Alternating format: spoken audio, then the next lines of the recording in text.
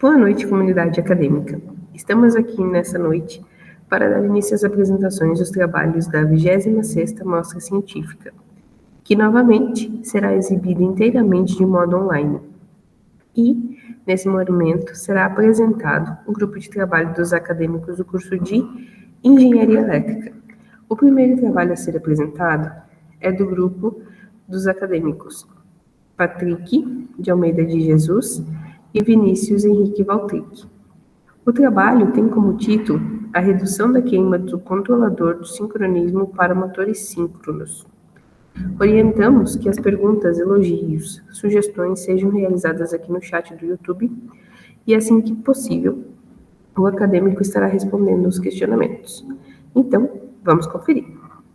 Olá, vamos iniciar mais uma apresentação sobre redução de queima de controladores de sincronismo para motores síncronos Control Box. Nós somos acadêmicos da Engenharia Elétrica, eu me chamo Patrick e eu e o Vinícius vamos apresentar sobre essa redução. Então, a aplicação do controlador é baseado na estatriz do motor síncrono da refinador de celulose, de alta consistência, na máquina de papel. Esse motor, ele tem os dados de potência de 5 megawatts, tensão de alimentação 13,8 kV, rotação de 1.800 RPM, corrente nominal de 317 amperes. O fabricante é o GE do Brasil. A função desse refinador de alta consistência, que a gente chama como RAC, é refinar as fibras de celulose a fim de melhorar a formação do papel. Com isso, ele faz com que o papel fique mais forte, ele consegue fazer com que a celulose consiga se translaçar, que a gente chama. Com isso, ele ajuda na resistência, na tração e no alongamento.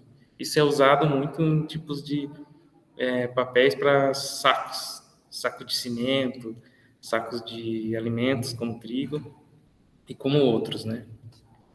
Então, o motor síncrono, a função dele, ele é diferente do assíncrono porque, independente da força que tem na ponta do eixo dele, ele não varia a velocidade.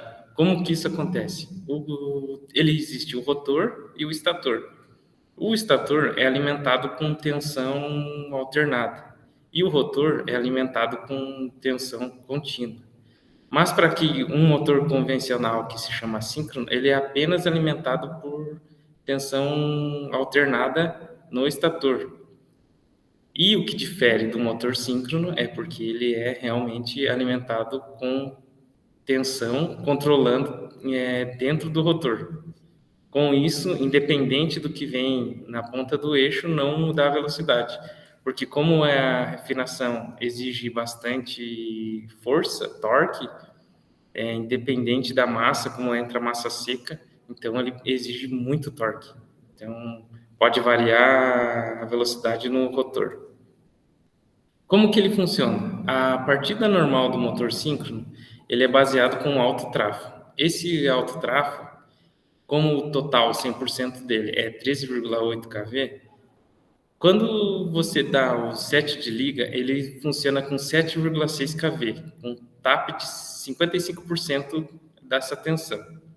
Após ele chegar na velocidade de 97%, que como ele é um motor grande, parrudo, que a gente se chama, ele demora uns 20 segundos para poder chegar nessa velocidade. Quando ele chega na velocidade de 97%, que está perto dos 1.800 RPM, ele passa para 13,8 a atingir essa velocidade nominal e nesse tempo do 97%, o control box, que é o controlador, ele faz esse tap controlando a velocidade e mantendo sempre em 1.800 RPM, independente do que vem na ponta do eixo dele mesmo. Aqui mostra como que funciona. A corrente sobe a seus 481 amperes e depois ele acaba baixando, porque é um momento de sincronismo, né? Onde o estator e o rotor são alimentados. Controlador Control Box, ele é um módulo pequeno, ele é instalado na traseira do motor, então a função dele é realmente fazer esse controle, né, de tensão, de frequência. A tensão, a característica dele é alimentar 125 VCC, né, corrente alternada, mas ele tem essa tolerância de 15% para mais, 15% a menos. Uma frequência nominal de 60 Hz, que é do nosso país mesmo, né? E a temperatura ambiente máxima dele, que é para se trabalhar internamente dentro do motor, em 45 graus. Em caso de falha do controlador, né, o campo do motor não é alimentado, né? Então, realmente, ele fica como um motor assíncrono. Um motor que realmente só é alimentado pelo estator. A partir desse momento que ele é ligado, se não entrar durante 8 minutos, o motor vem se desligando porque ele não está trabalhando conforme diz o fabricante, né? Que como a corrente dele permanece alta, isso durante a planta vai sentir bastante um gasto de energia e pode vir a derrubar o resto de energia da fábrica, né? A gente pode ter um apagão na unidade, né? Então, a importância desse controlador é realmente manter esse motor em funcionamento, né? Para ele poder exercer a função dele corretamente. Então, pessoal, vamos começar aqui agora a outra parte. Eu me chamo Vinícius.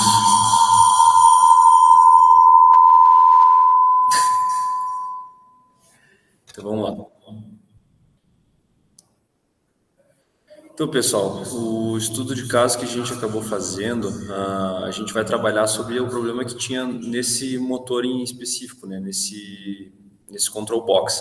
O que acontece? Estava havendo uma queima recorrente dele. A gente teve 2 queimas num período de tempo e a gente acabou analisando a respeito do porquê que estavam queimando, porque em teoria eles não poderiam queimar com esse curto intervalo de tempo. Então, o nosso motivo foi o qual eu falei agora. Nosso objetivo basicamente é a gente reduzir os custos dessa queima desse controlador, que a gente vai ver mais para frente, que tem um valor bem alto, e a gente minimizar esses impactos, porque isso atrapalha diretamente a produção. Então, a gente fez um estudo de caso baseado para melhorar a eficiência dessa máquina. Então, pessoal, a gente analisou, então, através de termografias nesse controlador, que a temperatura dele estava bem elevada em consideração se a gente analisar a temperatura de trabalho dele. A temperatura de trabalho dele é 45 graus Celsius. Ele estava trabalhando dentro com a temperatura de 70 graus Celsius. E isso aí identifica diretamente a eletrônica do componente que a gente está analisando. Então, por isso que havia essa queima, né, desse controlador. É importante também a gente salientar, né, que esse motor que está sendo utilizado é de 5 megawatts e o original ele é de 7 megawatts, tá bom?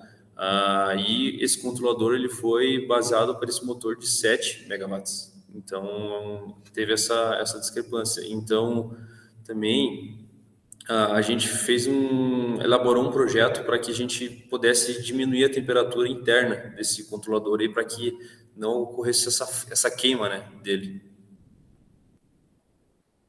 Então, essa aqui é a representação do que foi feito para a gente diminuir a temperatura dentro da excitatriz dele. O que a gente fez? Aqui a gente tem uma subestação que a temperatura ambiente dela é de 23 graus. A gente puxou um duto de admissão dessa subestação, onde está com a temperatura controlada, ligou a um insuflador e ligou um duto do insuflador na excitatriz direta da máquina. A gente conseguiu reduzir bem a temperatura onde esse controlador estava e a gente conseguiu minimizar bastante e praticamente zerar as queimas desse controlador, deixando assim o ambiente dele com uma temperatura ideal de trabalho, abaixo dos 45 graus. Tá?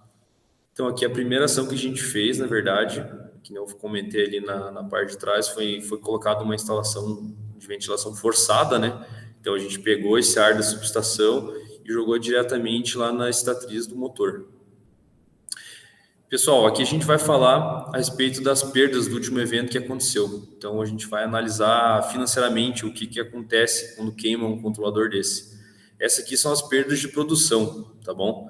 Se a gente avaliar num período de aproximadamente 17 horas que esse motor fique parado, tem um prejuízo de R$ 91.350, certo?